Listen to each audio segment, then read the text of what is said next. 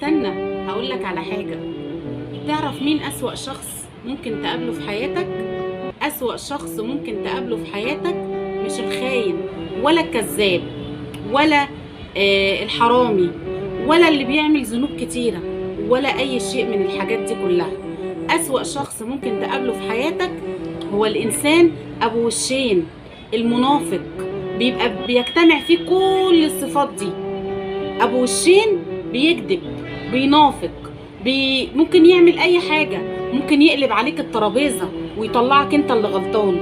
ابو وشين عنده مبررات لكل شيء، عنده مبررات وكمان بيقنعك ان انت اللي غلطان. ابو وشين بيقلب عليك الترابيزه من غير ما تحس ومن غير ما تعرف، ويخلي كل اللي حواليك ممكن يكرهوك.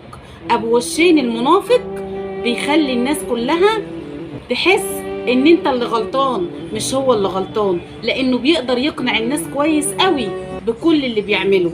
ممثل بارع في التمثيل، وشه بيبان عليه ان هو مفيش اي حاجة خالص، لكن لو دخلت جوه تفاصيله وقلبك حسسك بيه بتعرف انه بوشين ومنافق. ما بتعرفش ابدا ان هو ممكن في يوم من الايام يحبك ابدا. هو بيبقى كاره، وهو طبعه كده اساسا. هو اساسا عايز يطلعك وحش قدام الناس، وعايز صورته هو تبقى حلوة. ابو وشين ده ما ينفعش تتعامل معاه نهائي. التجاهل ليه افضل شيء.